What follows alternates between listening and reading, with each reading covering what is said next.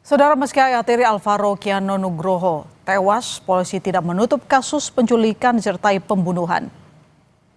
Sebab ada satu saksi kunci berinisial G yang membantu tersangka mengangkat korban usai korban tewas dibunuh. Penyidik masih mendalami keterlibatan saksi kunci tersebut.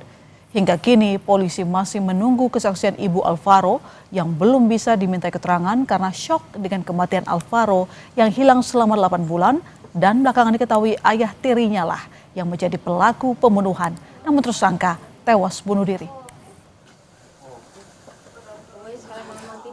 Saksi kunci juga berinisial G itu membantu dia untuk mencari lagi mengangkat mayat yang tadi, tapi dia bilang bahwa yang di dalam kantong plastik itu adalah bangkai anjing. Sampai saat ini kami masih melakukan pendalaman sampai di mana dia terlibat dalam kasus ini, tapi untuk sementara kami yang memutuskan untuk menjadi tersangka adalah si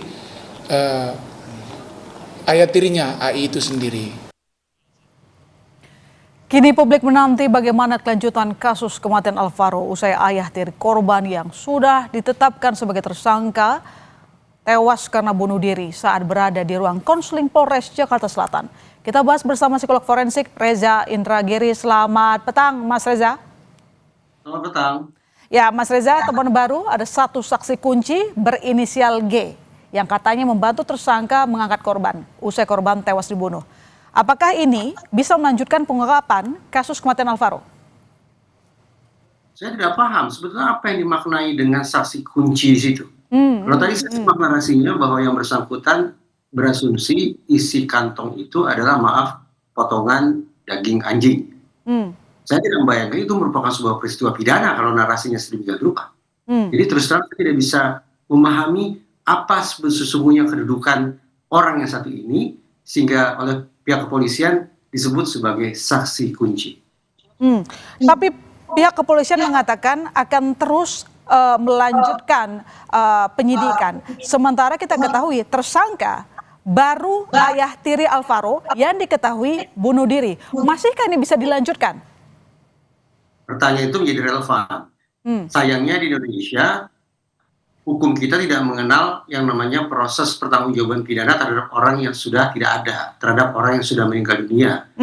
Berbeda dengan sejumlah negara dalam catatan sejarah diketahui adanya posthumous trial, persidangan terhadap pelaku kejahatan yang sudah meninggal dunia.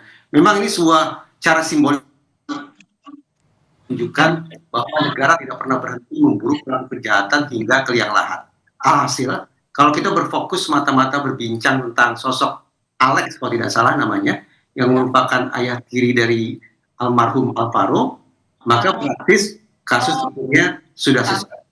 Tidak bisa seandainya pihak kepolisian mengendus bahwa meninggalnya almarhum Alvaro diakibatkan oleh kerja jahat sejumlah orang.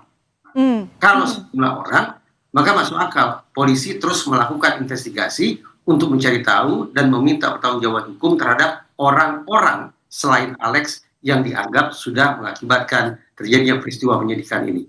Lantas bagaimana dengan konstruksi hukumnya? Kita sedikit memperjelas ya, Mas Reza. Dalam pasal 77 KUHP disebutkan kewenangan menuntut pidana hapus jika tertuduh meninggal dunia. Sementara dalam kasus ini kita lihat pihak kepolisian mengatakan masih akan melanjutkan proses hukum.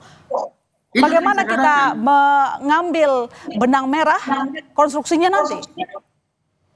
Itu tadi saya katakan, kalau kita sebatas berbincang tentang proses pidana terhadap Alex, yang hari ini dinyatakan oleh pihak kepolisian sudah meninggal akibat bunuh diri, maka praktis kita hanya bisa gigit jari. Tidak ada proses pertanggungjawaban hukum yang bisa kita tegakkan terhadap orang tersebut. Meskipun ada saksi kunci G-nya, Mas Reza?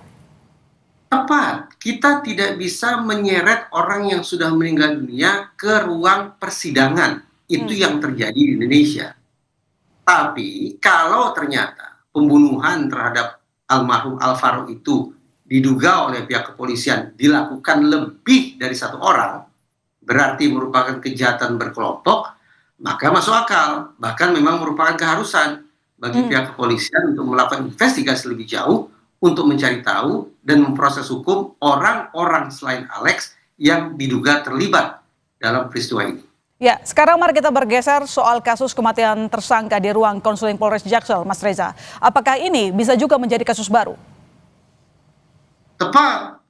Sehingga dalam kasus ini tanpa sengaja kita sedang berhadapan dua korban. Satu yaitu korban bernama Alvaro, satu lagi kemungkinan Alex. Apakah dia meninggal akibat perbuatan orang lain, berarti pidana, ataukah dia meninggal akibat keputusannya sendiri, tetap saja itu merupakan masalah. Walaupun mungkin sebatas masalah etik, atau bisa juga dibawa ke pidana, walaupun agak dipaksakan yaitu dengan pasal kelalaian. Tinggal lagi, seberapa jauh kita semua, wabil khusus Polri menyikapi kasus meninggalnya tahanan di kantor polisi sebagai masalah yang serius atau tidak. Mari kita bandingkan misalnya dengan otoritas hukum di Inggris. Di sana mereka membuat perhitungan per insiden kasus meninggalnya tahanan di kantor polisi, ditemukan angkanya yaitu mendatangkan kerugian sebesar 1,67 juta pound sterling. Itu per insiden.